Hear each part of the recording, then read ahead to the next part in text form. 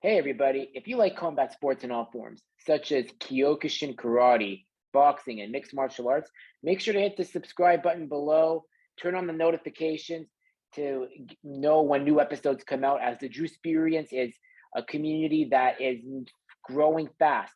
I'd just like to say thank you to a few supporters of the show. First and foremost, KRT Tips and Tricks and One Kyokushin. They are the two largest pages online for Kyokushin content. Oh, as well as Martial Way blog. I got to thank Scott as well from there. So make that three. They are the three largest.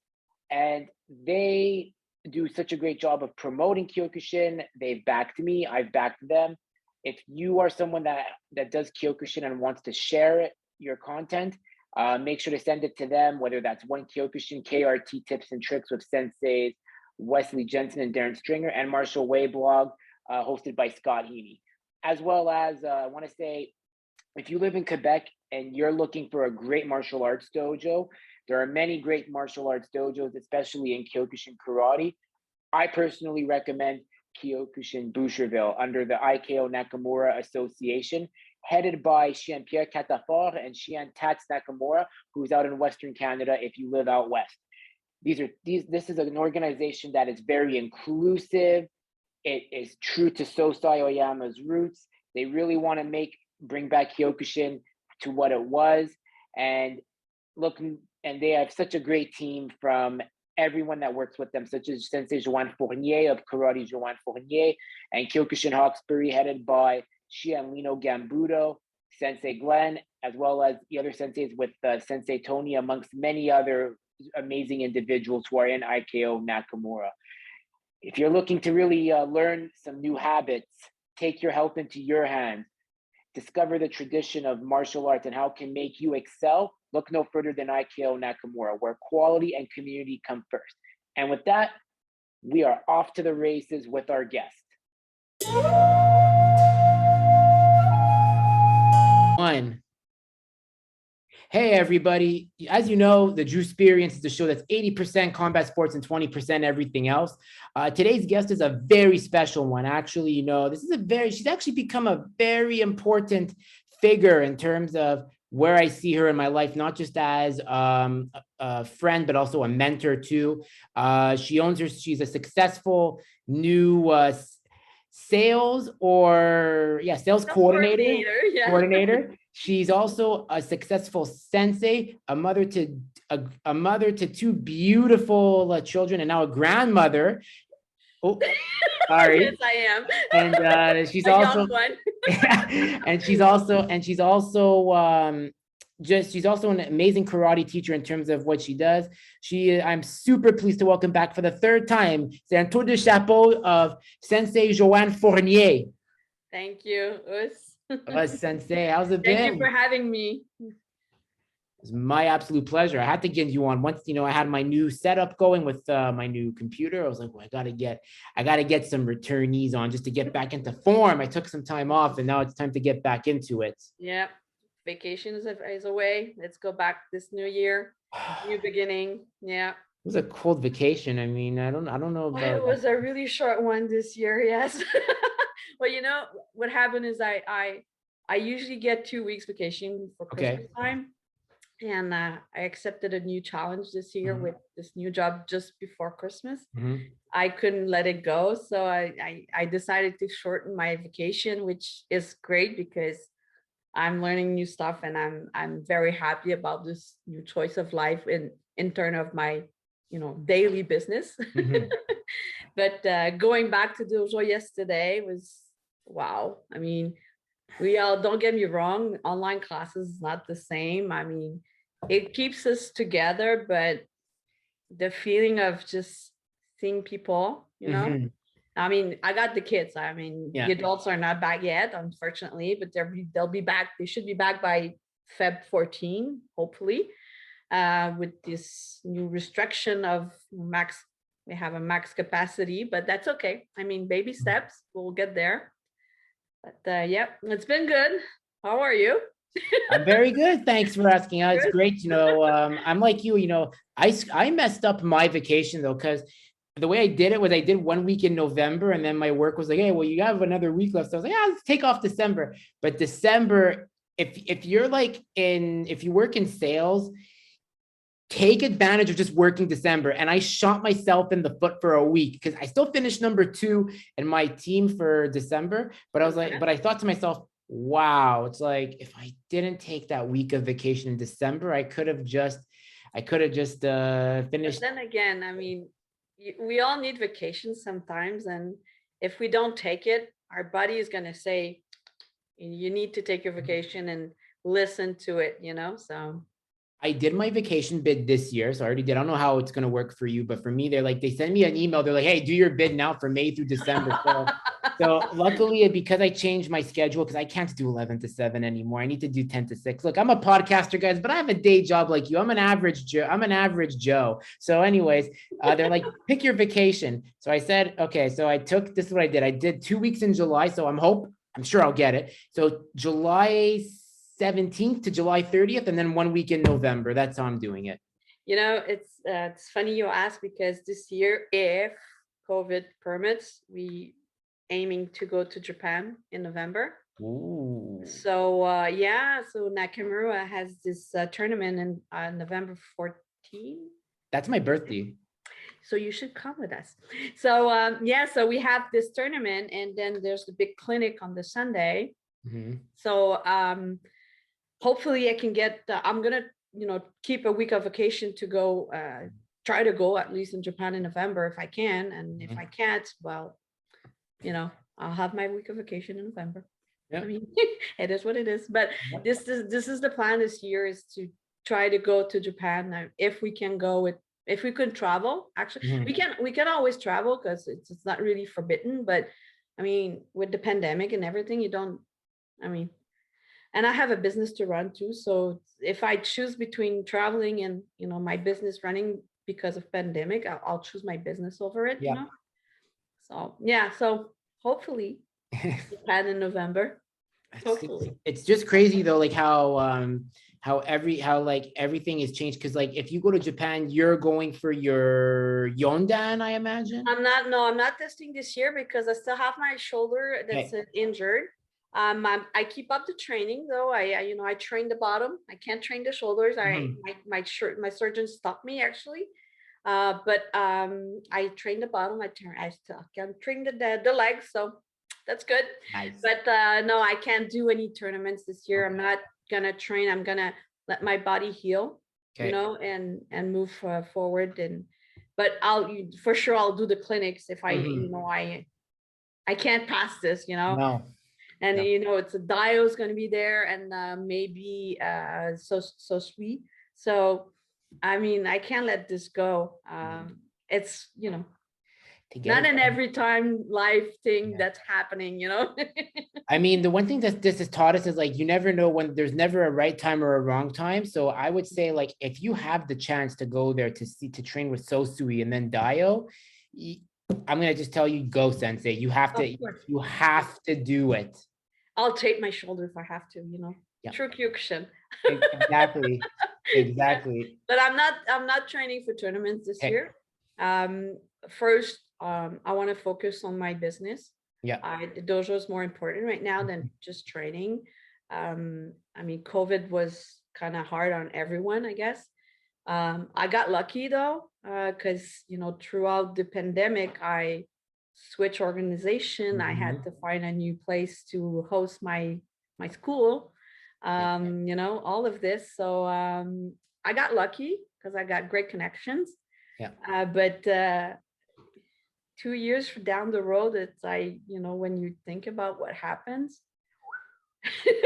It's crazy because you joined in IKO Nakamura in 2020, and then I joined in 2021 actually. Okay, so January, yes, I remember. Yeah, so it was in like early 2021, and then I came.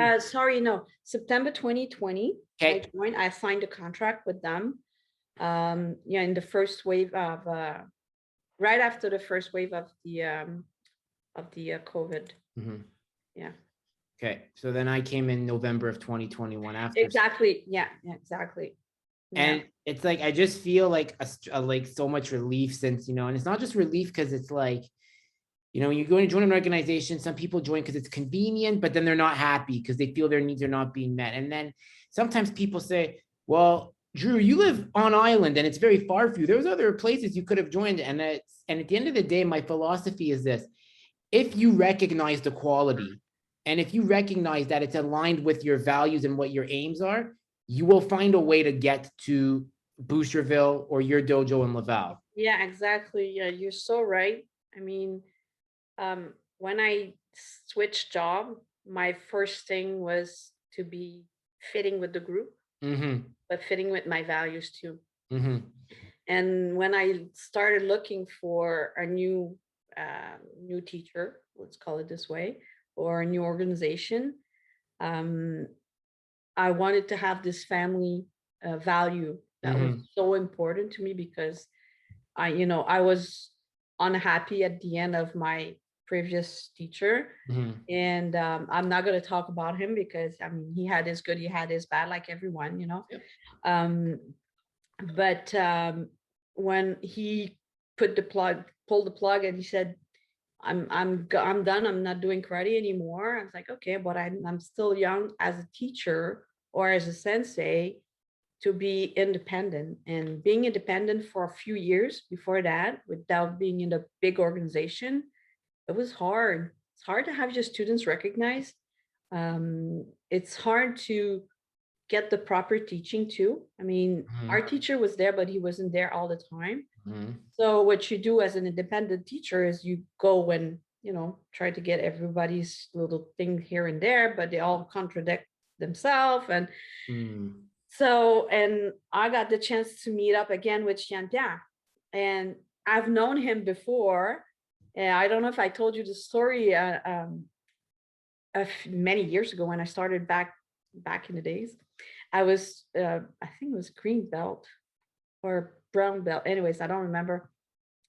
My first tournament in New York, my sensei wasn't there. I was there with one of my senpai to compete, and it was my first international tournament.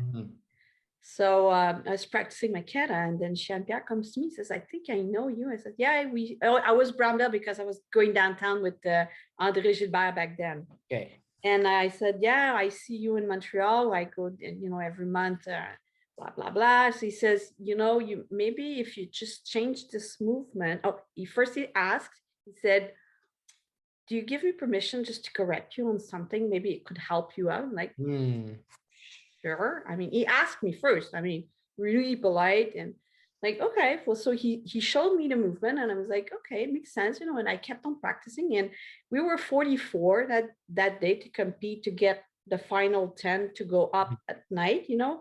I came in 11. I was really happy. Like, yeah, big deal. It was a big deal to me, So so that I never had the chance to thank him, because right after that, I left André Gilbert and I joined the other school I was with. And I was not attending the same tournament. So sorry. So I never got the chance to thank Jean-Pierre. Saw him at Gold Cup about, I think, 3 years ago, well, before COVID. And I said to him, thank you. And he was like, why? And he didn't remember. And I told him the story, and he was like, oh, well, that's nice of you. And that's how we reconnected. But he was always really, polite and respectful. And he knew I was still with my teacher, and he respected that. And we were just like, chit-chatting sometime like this on Facebook. But when COVID hit, he was the only one to call me and ask me how I was. And I reached out to a few Xi'an, and I said, I'm kind of looking, how are you? I'm kind of looking right now, or, I've been shopping for a while. And Pierre was there. And, for the first 6 months, he called me every week just to ask me how I was.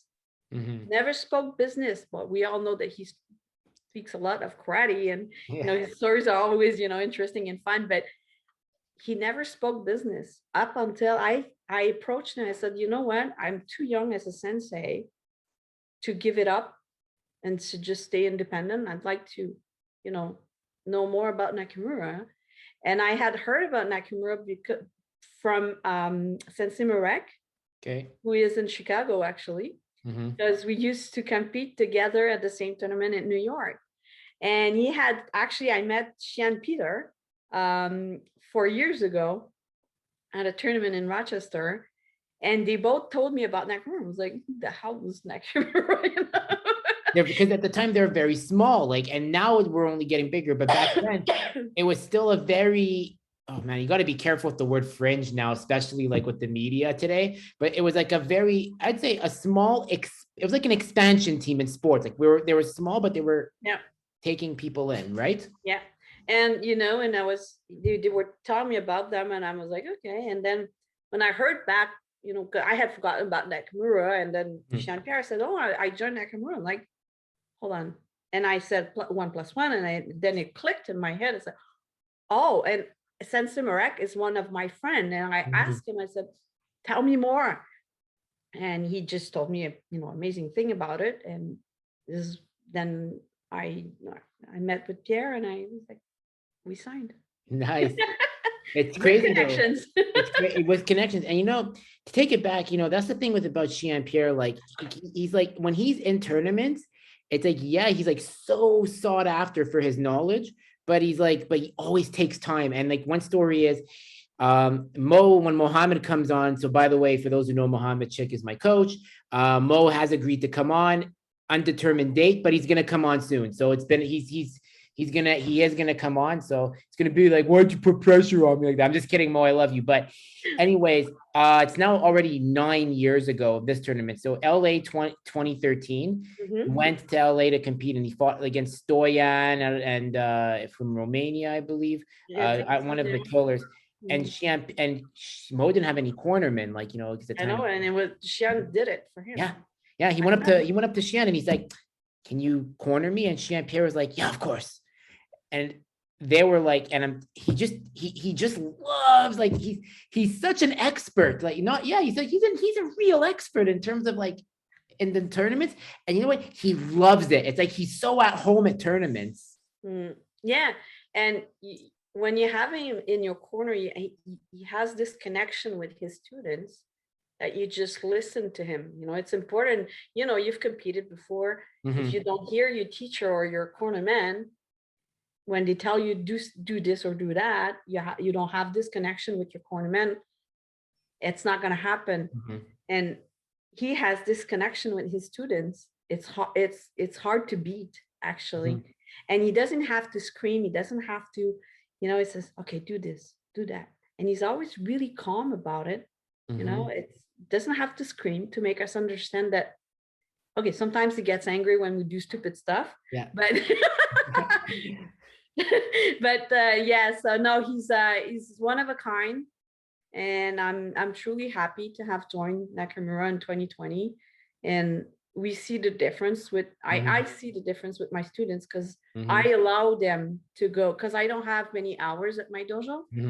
And I allow my students to go on Monday night, or to do the full fighting club too on Thursday. And I see a difference, you know, because they bring it back to the dojo and they teach back to the students, and they help me out, and we learn a lot as a group. So yeah, and make a huge difference. It's been a huge a positive difference in our lives. It's really important because, as you said, you know, values, and that's the thing with Nakamura. Because I remember when I joined finally, I asked Xian Pierre, and I was like, Xian, I said, you know, Sensei Johanne invited me to her dojo. Can I please go train there, you know, just for one time? And he's like, normally, he's like, if it was with another school, I would have to, you know, call that school, and I would have to, you know, do this. But if it's with the IKO Nakamura, if you tell me, I'm just gonna, I'll allow it. And because it's Sensei Johanne and you know her well, yeah, just tell me always and I'll make sure to allow, and I'll say yeah. So, and I love it how, like, you know, I get to see his style of teaching, then I come to your style of teaching. Which is different. You know, we teach the same thing, but at the same time, we don't. No. We have our own style where we have our own way of doing things, and which is great that, you know, it complements, our style complements each other's, you know. It really does. You bring a very, the way I look at it is like Xian Pierre has his approach, which is a very by the book, but people love it approach because he's so knowledgeable. And then when it comes to the Kyokushin scene, it's up there with the, I would say it's top tier. And then when I come to your school, what makes you a top tier sensei is that you bring a very gentle approach. And you even told me, you said, go slowly. You know, as your famous saying, walk before you run. Exactly. Well, actually, Jean Pierre taught me that. Walk before you run. Because if you try to run too fast, but you haven't learned to step to walk, you're gonna fall off the road and you're gonna hit your face down the road. Are you gonna go further in that? No. But like, have you seen it with your own students, Sensei, where sometimes like they come excited because, think of it now, combat sports is so popular because of the UFC, boxing, Jake Paul, you name it. And they come and they're like, yeah, I want to be a black belt. And they get very like juiced up, but then you got to tell them, you're not going to be a black belt right away. And then when they start struggling, what is your approach to really keep them coming back, even though they know they're struggling? Well, struggled me first. Mm-hmm. I mean, it wasn't an easy path being sensei, being a woman sensei. Mm-hmm. So I tried to be positive and bring the positive in them all the time. Mm-hmm. Well, I don't like screaming.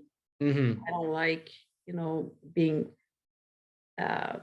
maternal in a way. I tried to balance the whole thing. Like I have the sensei role that I have to guide them, and I have this maternal in me that, I like to make sure my people's good and doing great, but at the same time, it's normal to struggle. So I try to guide them as much as possible. And what I try to do is to make them see the positive by themselves. Because I could tell you anything, anything positive. If you don't see it yourself, you're not going to go very far. So when I make you realize, have you thought about, you did this? Oh yeah, I did. There you go. So now you know that you did this. What's the next step to go there? I'm suggesting this, and this, and then it's like I'm feeding you with a buffet, and you pick whatever you need to grow out of it. It's if you don't feed yourself right, you're never gonna go and hire in belts. But to me, a good sensei or good teacher guides his students, doesn't tell them what to do. That's very true. The drill sergeant approach can work for only a certain period before you lose the connection. And it's like that in sports coaches too. Did you like, if you think of like the coaches in hockey, the ones that I can use the analogy, like Michel Therrien, the former Habs coach. Why do you think he only lasts for so long? It's because he has an approach that can work for a bit, but then people tune it out, and it can be applied to martial arts too. Exactly. I was brought up with the Schnei. You know what a Schnei is? What's a Schnei? It's a stick. Okay. It's a bamboo stick.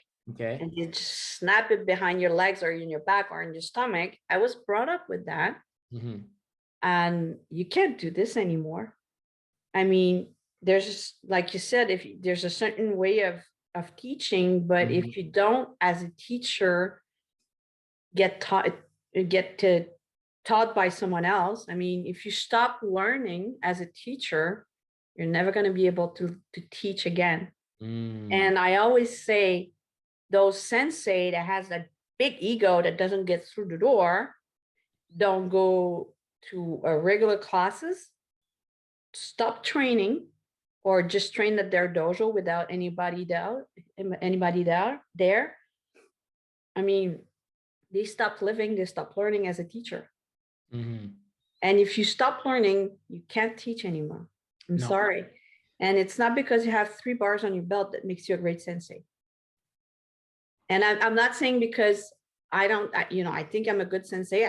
I hope I'm a good sensei to my students. Yes. And I'm not saying I'm the best, but I'm saying that I think as a teacher, if you stop learning, you can't teach.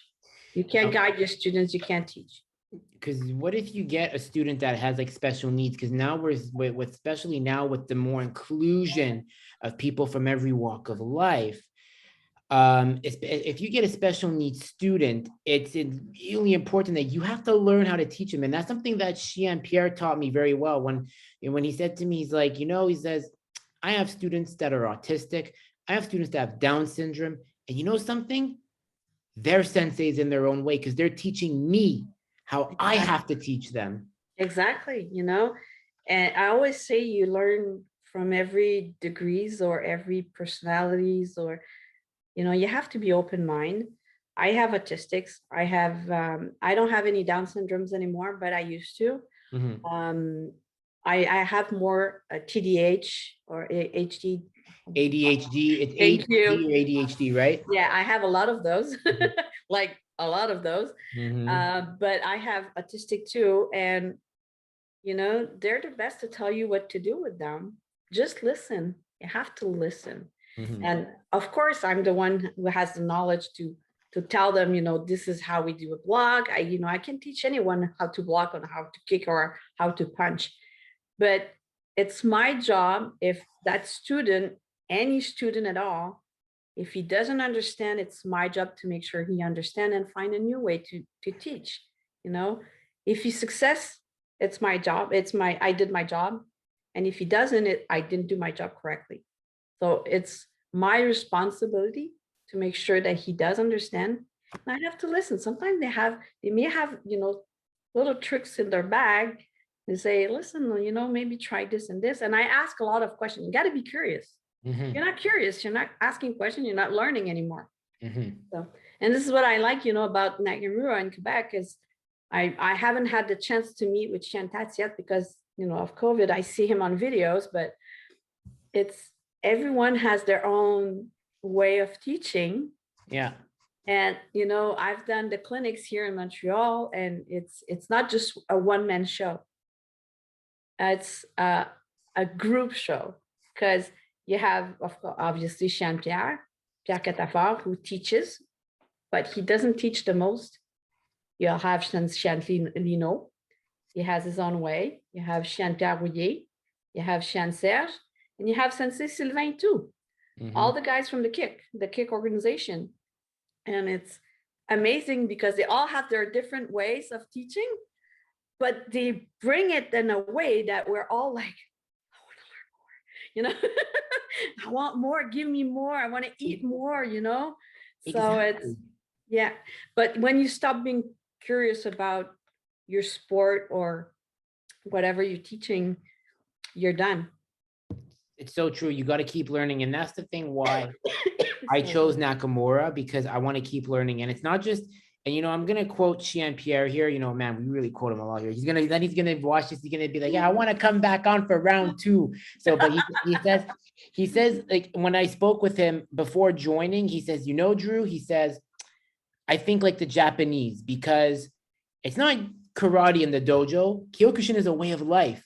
You apply it in your day. You apply it with your family. You apply it in your job. If you have a high performance job, you have to be better on every call. You have to have a short memory. That's the Japanese mentality. It's Kaizen, 1% better every day and every class. Yes, he's right. He's right. I mean, if you go into the dojo, and how can I put this? I was taught back in the days, like early in the days, if you come into the dojo with a full minded and that, a busy mind and your troubled mind, and you bring your troubles into the dojo, you're not going to be able to learn. You come into the dojo, leave your worries behind, come and train, clear your mind, and do what you have to do in the dojo. And then when you come back, you'll notice that your worries are not that big of a deal, because going on the tatami, just I remember back a few years ago, I had a huge part of my life that was falling apart. Okay, I was getting separated, and I remember just laying down on the tatami and just thinking, and it felt good. It's home. I mean, we heal there, we surpass ourselves there. Sorry. So no, it's like dojo is home. It's very true. It is very true. Like, I mean, I love making those treks to Boucherville, whether it's by Uber, whether it's by public transit, whether it's even if someone blocks the metro tracks because they're unauthorized. Remember that time? Like, oh man, like it happened one day coming back. The next day, I had to, like, I'm at Barry UCAM. I see all the police there, and I go, oh, so I have to, what happened? Take an Uber right before the surge hits. So I get, and this is what I love about our dojo, about the association. If you come all the way out to Boucherville, man, Chien Pierre felt so bad. Like, he's so genuine. He's like, Drew, it's like, do you want Sensei Corinne and me to give you a lift to the metro station? So I just want to give a real shout out to why I always recommend IKO Nakamura, because everybody takes care of everybody, no matter what. Even if it takes you an hour to get to the dojo, or if it takes X amount of hours to get to your dojo in Laval, there will be always someone willing to take you back to the metro station. And not only that, I mean, you're saying that, but have you noticed that we're talking about a family value here? Yes, it's a very good point. It's true. Wherever you go in the organization, you're always welcome as like family. Mm-hmm. You know, it's not only Boucherville. Anywhere you'll go, it's going to be the same welcoming. Mm-hmm. You know, they know you're in the organization. They're going to say, "Hey, come and train with us." And it's always it's a fraternity. Yeah, fraternity. Thank you. So yeah, it's the number one value I was looking for when I start. I don't like say shopping, but when I start looking for a new mentor or a new teacher or a new organization, call it whatever you want, it's that value that you know you have this person that cares about you, but not because you're girlfriend, boyfriend, but or friend, or you know, or business to business. It's they truly care about you. And anybody, I mean, any sensei from Boucherville, it's not their business, but they're like, "Oh my God, we haven't seen you in such a long time. How are you?" Or sending you a message, "We haven't seen you. What's up? Are you okay?" You're like, yeah, you know, checking on you. It's that family, that family treatment you get. Oh man, I remember when I joined finally, because he's a big supporter of the show, Sensei Michelle O'Sullivan. So Sensei Michelle, when he found out I was I made the announcement that I was joining Nakamura on video. You know, I like to go out. I like to have a bit of style when I do it, because you know I'm a podcaster. You know, I gotta. You know, I was excited. You know, I was so happy to be back after, because I mean, I had a 4-hour breakfast with Xian on my birthday just to pick his brain. I remember. Yeah, I remember you told me. 4 hours. And then when I made the announcement, Sensei Michelle messages me right away. Us, welcome, man. I'm so happy that you've joined. You know, this is a big, big addition. And it's like, and I felt very humbled, because it's like, I'm just an average dude, man. I'm no one bigger than Xian. I'm no one bigger than a sensei. I'm just me. I just want to come train. I want to feel that family value. I want to. Yeah. You're Drew's parents. You're not nobody. You're like Drew. You're Drew, man. I know. I mean, the plan too now is to eventually to represent, because the one thing when I joined Nakamura, now it's different, because before, when you're independent, you can do whatever you want. But when you join an organization, especially of this caliber, it's a reflection on you. It's a reflection on Mohammed. It's a reflection on Sensei Tony, who referred me to Chien Pierre, because Chien Pierre, the thing is, we have a family value, but we want to make sure we're bringing in the right-minded people. Yeah, you know, the fit has to be there. You know, as a person, has, you know, as a individual. So if it's not there, why are you staying? Exactly. You know, it's like in life, if you're not happy about what you've become, because you're not happy, do whatever you need to do to change this. If you're not happy with your job, stop complaining.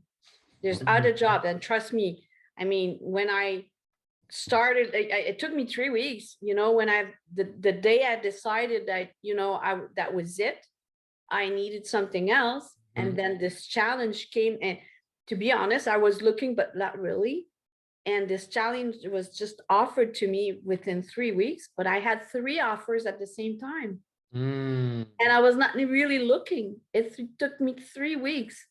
So people say that there's no jobs, like seriously, get up and go search, because there are so many jobs, but There are. stop complaining about it. And, Mhm. sorry, I'm going to say that word, but move your ass, No, it's totally true. And I agree with you, because even too way before I met you guys, when I was working in a minimum wage job, and like Mo kept pushing me, like, why are you working in a grocery store with a degree? He's like, Andrew, come on, you're better than this. And he was right. Like, I was selling myself short.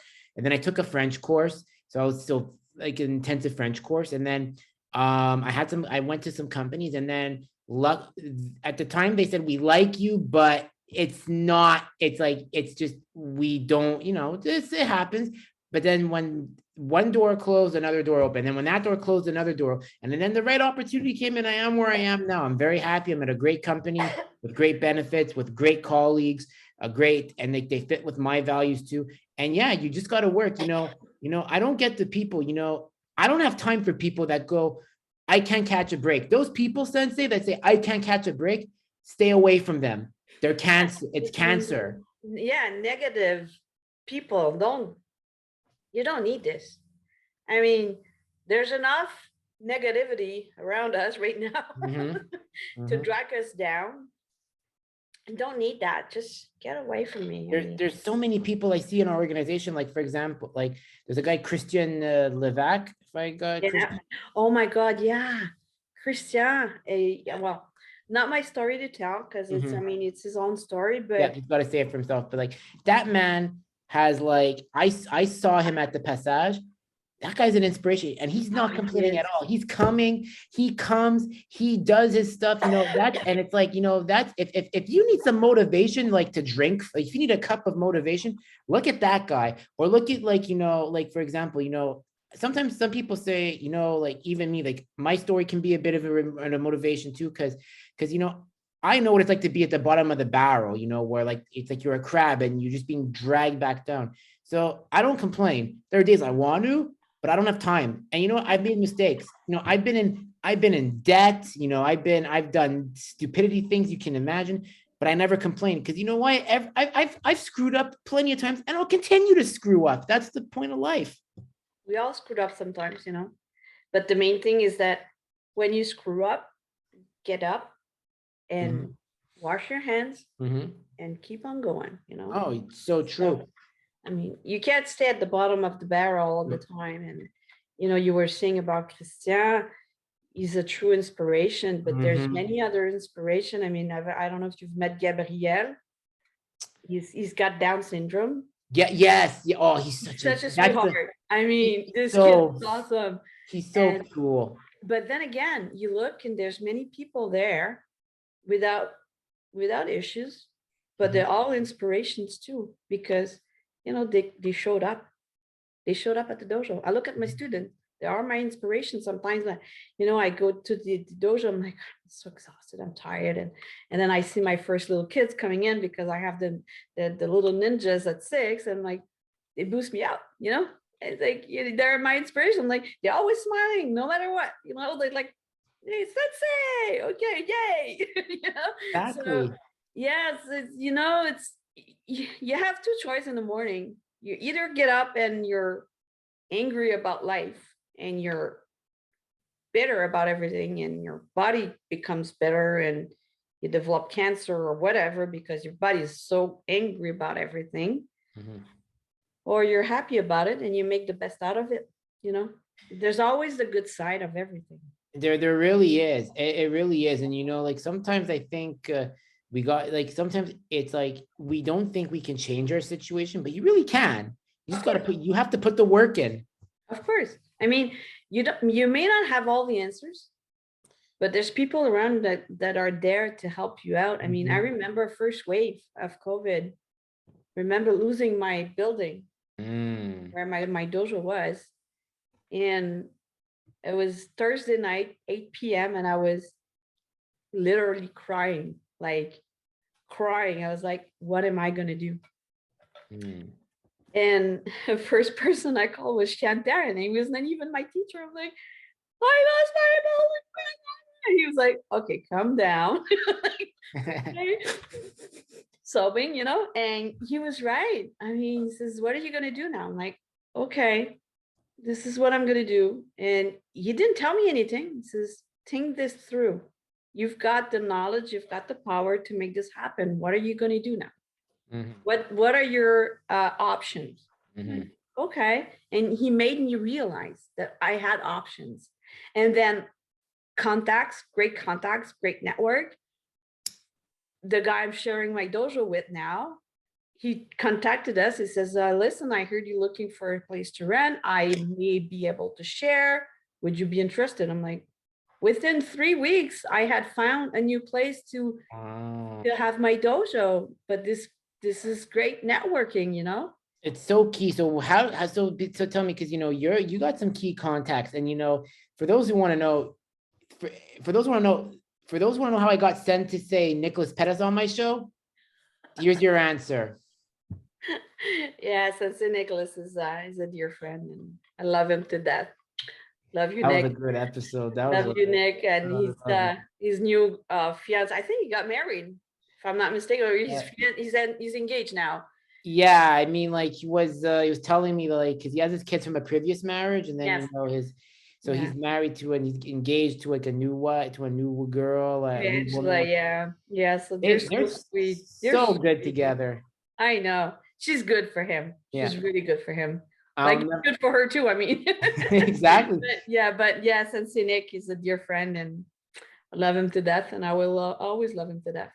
I love him too. He's such a good guy, man. So genuine. Yeah. And so, but go take it back to the key network. So, you lose your building, and you have this, what we call abundance mentality, where everything comes in abundance. If you live in scarcity, you'll never get what you want because you don't want to ask. But so you get a chance to share a dojo with this, with like a friend of yours. So tell me, like, how, for those who who are in martial arts, how important is a good networking in martial arts these days?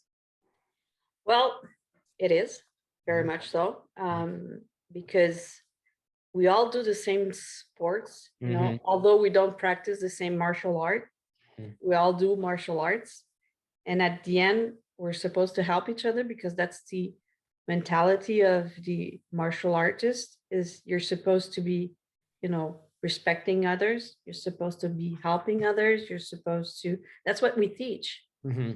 So the importance of having a good networking, I mean, if you're a bad person, you always have a network around you, but those people will come and go, and you're never going to keep this good relationship. And it shows. You can tell who's bad, or who's wrong, who's not a good sensei, who's not a good person, because you can tell, they don't have a networking. And I can tell it's, Nakamura is bringing this to us too. But when you're a good person, you bring the good with you. You attract it to you. So I truly believe that, shit happens, like everybody else's. But I truly believe that positive attraction, or, it's important. But if you don't, as a person, be positive, you're never going to attract people like that. Like, and you go back to that bitter person that wakes up in the morning. It's like, you don't want to be around people like that, do you? I don't. Truly, I don't.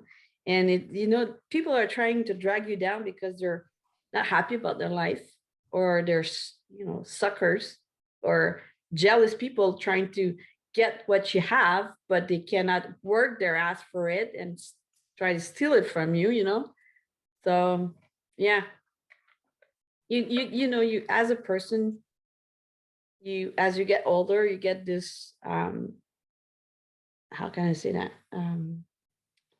I'll say it in French, sagesse, wisdom. You try to get this wisdom. I'm not saying I have this wisdom, but you try as a person to have some kind of wisdom that will, tell you to determine it, what's wrong and what's right. And I hate the negative people. I just push them away, and I try not to be involved anymore. I was too involved in the past with bad people and negative people, and I guess I learned, You think live, you learn. exactly the same thing for me. I used to be around the wrong crowds, like I used to, because you want to be accepted. But it's like the one thing I've learned is I'm okay with, being alone if it's better for my mental sanity. But as I said, since I've joined Nakamura, I mean, I've made a few new friends. So I hope the people consider me their friend. I mean, I'm cool. I love y'all and Booster Phil. But yeah, no, I'm just joking. I mean, like, yeah, but I'm happier. That's the thing. You realize over time, you realize what's good for you, and at some point, you just gotta stop appeasing and catering to negative people or those that aren't good for you, that just want to stay stagnant. They want to stay complaining. It's like you gotta sometimes just move on, and it's better. You should feel better. At the end of the day, you're not going to be pleasing everyone. No. And the most important person to please is yourself. Exactly. And and I have learned over the years that if you don't like who you think you are, you're the only responsible person of it. Mm-hmm. But if you as a person decide to, I have this mentality, if you don't like me, I don't have to please you.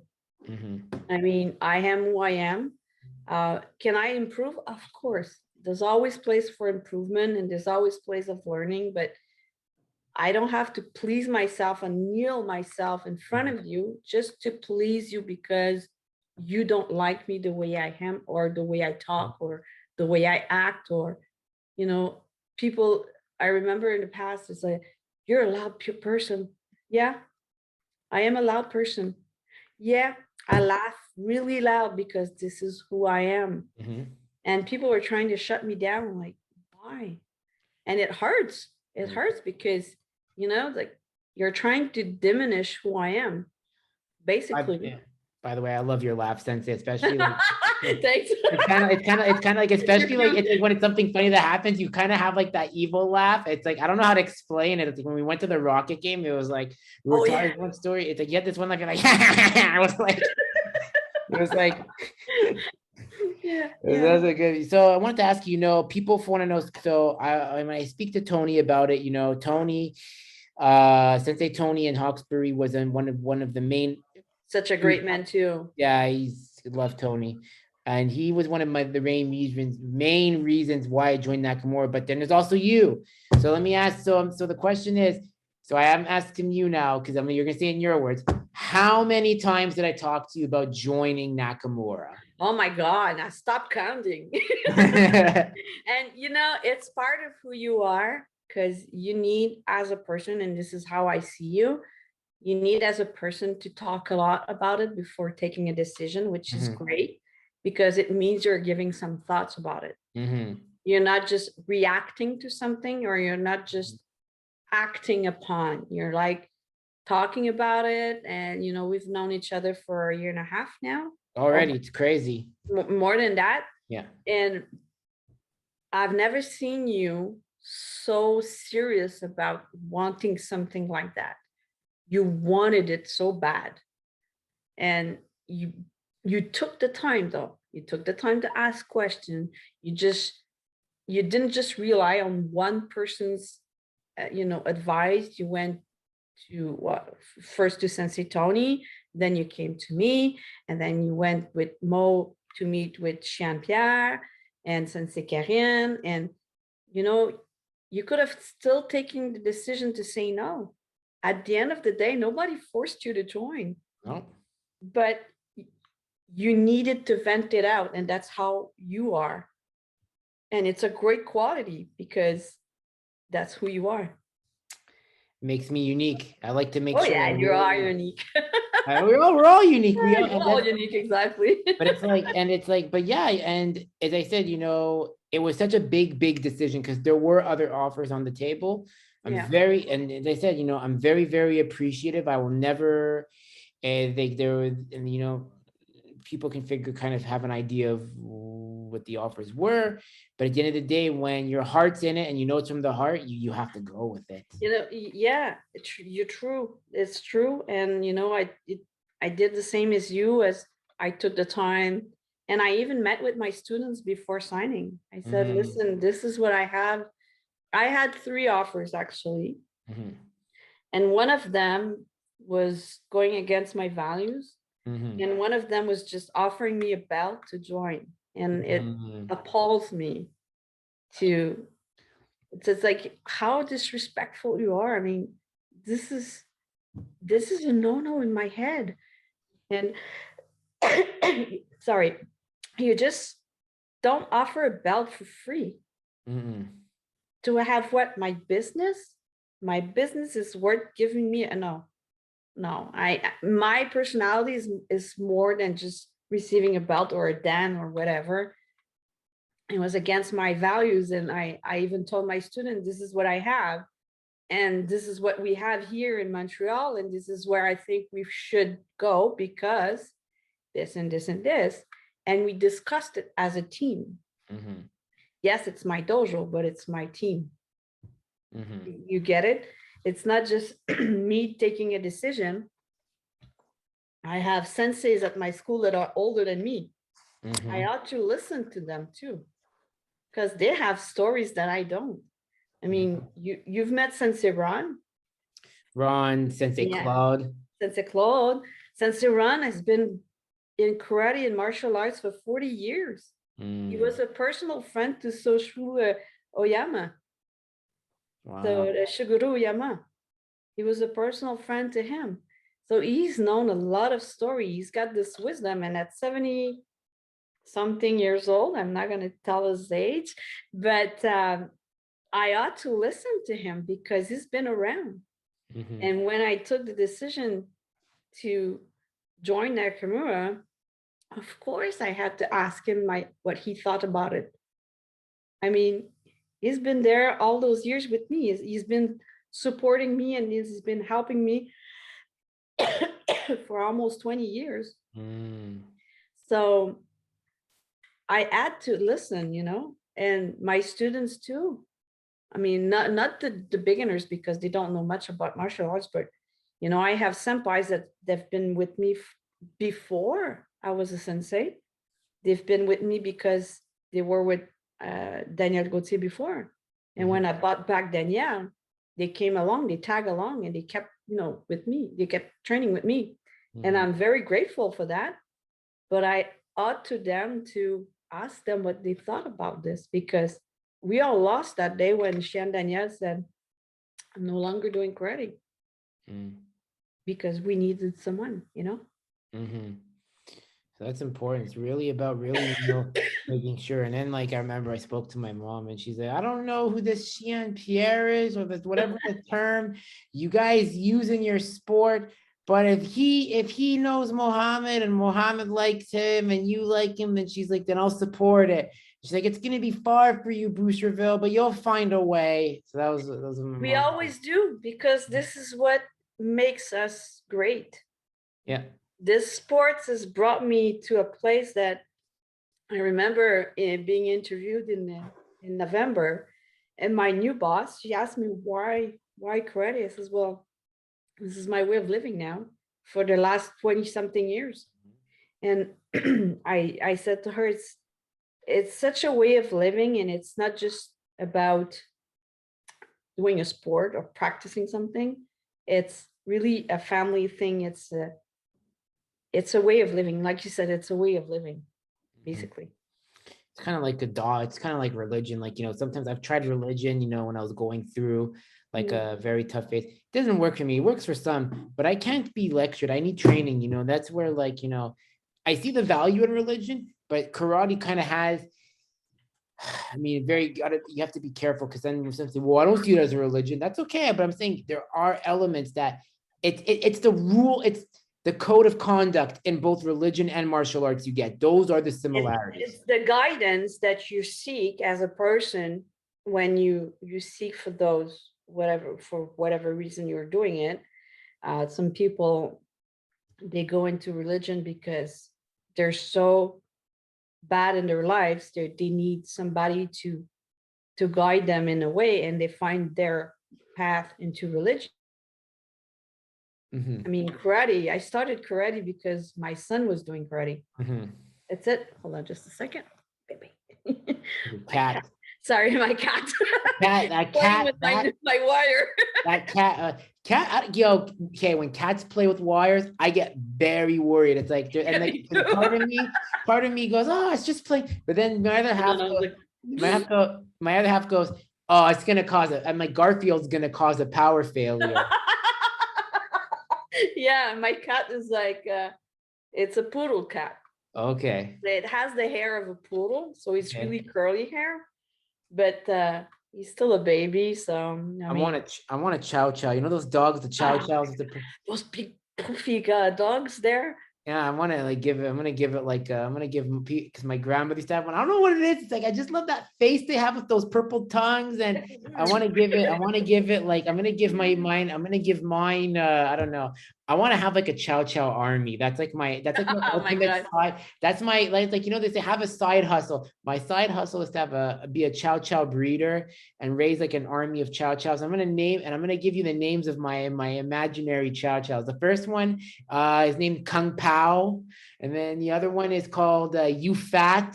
That can sound mean though, because if I say you fat, people are gonna think, oh, you're saying like this, you know, you're making fun of my weight. No, it's just you fat. That's what his name. The other one is called Shang Pu, and then the other one is called, if it's a blue chow chow, I'm gonna call him Xi Jinping, like the premier. He's gotta be nationalistic, you know. I'm culturally appropriating with the names here. I'm terrible. I'm just joking. By the way, views are my own.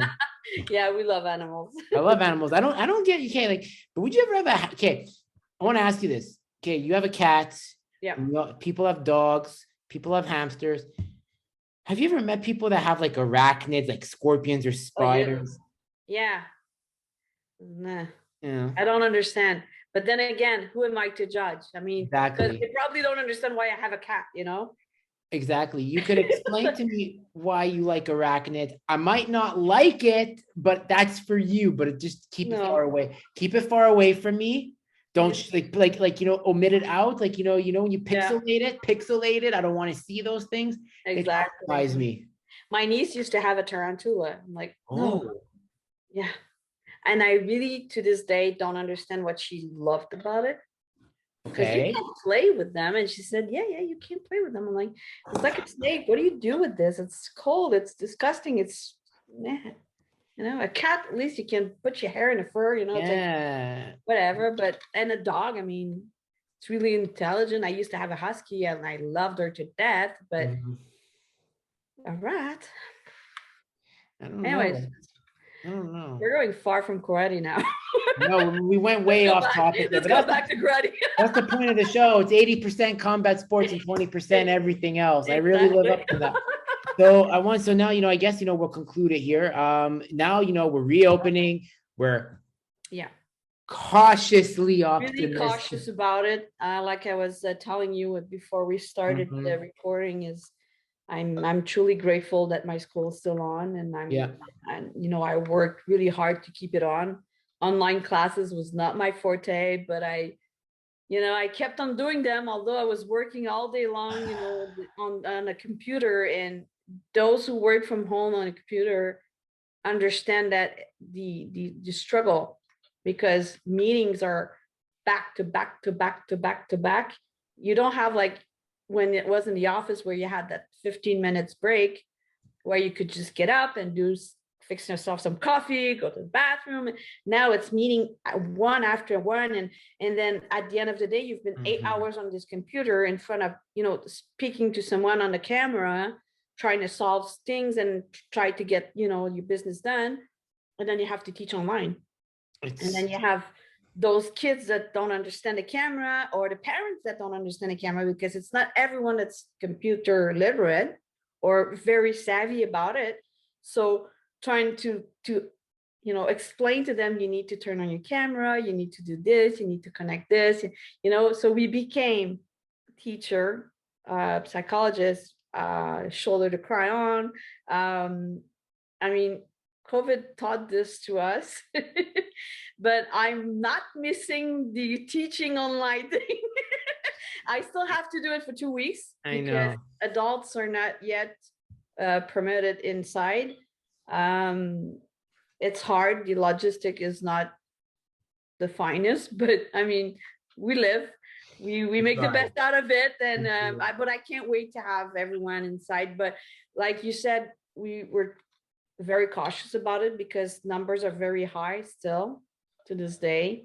Um, it's although we're all boosted, and I know all my teachers have their 3 shots, and most of my students have they all those who can come are vaccinated, fully Yeah. vaccinated. But we still have kids that are not fully vaccinated. We don't know what the government's going to do about the vaccinations for kids. Are we going to mandate the passport for them too? But still, everybody can be a vector of the disease. So we got to be very cautious still and wear a mask. But we don't mind wearing a mask if we can practice the best part ever. Yo, I cannot do online class. I tried. So I have to make a confession. So Xian Pierre, Sensei Corinne, I am so sorry. I only attended one, but you have to understand, as Sensei Johanne says, when you're in front of a computer all day for your job and you're taking calls and looking at a screen, you don't want to look at a screen anymore after 7 p.m. So I'm sorry. I couldn't do it. You can make me do push-ups. I don't care, but it's okay, Xian. I'm taking you for your birthday for brunch. So don't worry. I'm sure you can understand. And I just hope you guys can forgive me for not only committing to one Zoom class. I'm sorry. I just can't. I can't do online, guys. Let's just take that little second just to say happy birthday, Xian. Yes. All the best. You're a great person first and a great teacher too. But yeah, happy birthday and all the best. Bon fête, Xian Pierre Catafort. J'aimerais dire en français parce que j'aimerais beaucoup, j'aimerais dire bon fête à un très bon mentor, un meilleur Xian et aussi un, how do you say gentleman in French? A gentleman. Gentleman? Okay, I thought it was like in reverse, like. No, you can see that in French too. Okay, gentleman. Et aussi un gentleman avec tout, dans le dojo et le dehors de le dojo. Yeah, he's a great person. I love it. Well, Sensei, I really appreciate you me too. coming on. I loved it. The chemistry is on fire, man. It's been a while. I mean, last time we saw each other was at the Rocket game, I think. November. And then I came to your dojo. Yeah. I came to your dojo late. Yeah. At one time before the closures, but hey, we're back. I hope I can come. That was the last week before we closed again. Yeah, I remember. Like, I'm on the phone with my mom in Laval. My mom's like, "Oh, how was the training with Sensei Johanne?" Oh, it was really good. Okay, well, I just have a feeling they're going to be closing the dojos. I'm like, "Ma, don't." She's like, no. She's like, I have this like witchy feeling that they're going to make an announcement. She predicted it. She was like, I don't want. She's like, because my mom, God bless my mom. My mom's like, I don't want to sound negative, but she's like, they could be closed again for another few months. And she called it and she's like, I'm very mad because I want you to go train. Exactly. Well, you know what? We're all mad, but at the end of the day, like I said, you have 2 choices. You either get angry about it or you choose to be happy.